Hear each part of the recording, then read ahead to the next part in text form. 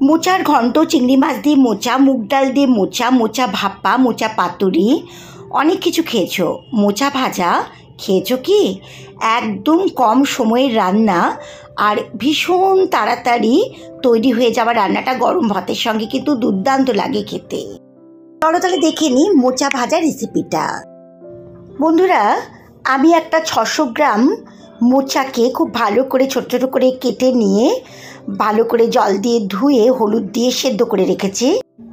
3টে মিডিয়াম সাইজের আলুকে এরকম আলু ভাজার মতো কেটে রেখে ভালো করে ধুয়ে নিয়েছি। গ্যাসের ওভেনের মুখে একটা কড়াই বসিয়ে আমি 3 চামচ সর্ষের তেল দিয়ে দিলাম। এই রান্নাটা কিন্তু সর্ষের তেলেই ভালো লাগবে। তেলটা গরম হলে গ্যাসের ফ্লেমটাকে লোয়ে দিয়ে আমি 1/2 চামচ মতো গোটা জিরে ফোড়ন দিলাম আর একটা শুকনো লঙ্কাও ফোড়নে দিয়ে দিলাম। ফোড়ন থেকে সুগন্ধ বেরোলেই গ্যাসের ফ্লেমটাকে মিডিয়ামে দিয়ে কেটে রাখা আর ভালো করে ধুয়ে রাখা আলুগুলোকে আমি দিয়ে দিচ্ছি এই তেলের মধ্যে। মিডিয়াম ফ্লেমে এই আলুর টুকরোগুলোকে আমি 2 মিনিট মতো নাড়াচাড়া করে ভেজে নেব। আলুগুলো কিন্তু একদমই লাল লাল করে ভাজা যাবে না, জাস্ট হালকা ব্রাউন বা গোল্ডেন করে ভাজতে হবে।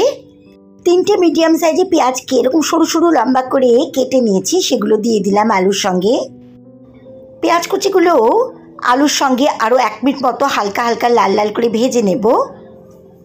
পেঁয়াজগুলো হালকা হালকা লাল লাল করে ভাজার পর আমি গ্যাসের ফ্লেমটাকে লোয়ে দিয়ে 1 চামচ মতো রসুন কুচি দিয়ে দিলাম আর দিলাম 1 চামচ মতো আদা কুচি। আদা রসুন কুচিগুলোকে মোটামুটি হালকা হালকা লাল লাল করে আমি ভেজে নেব আলু পেঁয়াজের সঙ্গে। দেখো আদা রসুন কুচিগুলো বেশ লাল লাল হয়ে এসছে পেঁয়াজ আলুর সঙ্গে। এবার 3টে কাঁচা লঙ্কা কুচিকে আমি দিয়ে দিচ্ছি এর মধ্যে, দিয়ে কাঁচা লঙ্কা কুচিগুলোকে আরও 1 মিনিট মতো ভাজা ভাজা করে নিচ্ছি। 1 চা চামচ মতো হলুদের গুঁড়ো আর 1 চা চামচ মতো লাল লঙ্কার গুঁড়ো দিলাম, 1 চা চামচ মতো জিরে গুঁড়ো দিলাম। এবার আমি গ্যাসের ফ্লেমটাকে লোয়ে রেখে সমস্ত গুঁড়ো মশলাগুলো 30-40 সেকেন্ড মতো একটু নাড়াচাড়া করে নেব। ঠিক 30-40 সেকেন্ড বাদে আমি 1 চা চামচ মতো লবণ দিয়ে দিলাম এর মধ্যে। লবণটাকে ভালো করে মিশিয়ে দিচ্ছি। এবার আমি সেদ্ধ করে রাখা মোচাটাকে, যেটা আমি ভালো করে সেদ্ধ করে রেখেছিলাম হলুদ দিয়ে আর জলটা ঝরিয়ে রেখেছিলাম, সেটা দিয়ে দিলাম। গ্যাসের ফ্লেমটাকে মিডিয়াম টু লোয়ে রেখে অনবরত খুন্তি দিয়ে ভালো করে এটাকে নাড়াচাড়া করে ভাজতে হবে সেদ্ধ মোচাটাকে। 4 মিনিট মতো ভাজার পর আমি গ্যাসের ফ্লেমটাকে মিডিয়াম টু লোয়ে রেখে আরও 3 মিনিটের জন্য ঢাকনা দিয়ে দিলাম। 3 মিনিট বাদে ঢাকনাটা খুলে দিলাম। দেখো একদমই অল্প উপকরণে এই মোচা ভাজা রেসিপিটা প্রায় তৈরি হয়ে এসছে। এবার আমি 1/2 চামচ মতো চিনি দিলাম। মোচাতে একটা কষকষ ভাব থাকে, চিনি দিলে একটু কষ ভাবটা কেটে যায়। তবে তোমরা যদি কেউ চিনি দিতে অপছন্দ করো তাহলে স্কিপ করতে পারো চিনিটাকে।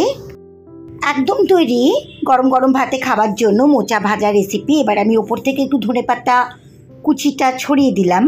এই রান্নাটা কিন্তু একদম মাখো মাখো হবে আর ধনেপাতা কুচি দিলে আরও টেস্ট হবে। ধনেপাতা কুচিটাকে ভালো করে এই মোচা ভাজার সঙ্গে আমি মিশিয়ে দিচ্ছি। একদম তৈরি হয়ে গেছে মোচা ভাজা রেসিপি। এই রেসিপিটা ভালো লাগলে অবশ্যই আমার চ্যানেল ডালিয়াস ক্রিয়েটিভিটিকে সাবস্ক্রাইব, লাইক আর শেয়ার করো।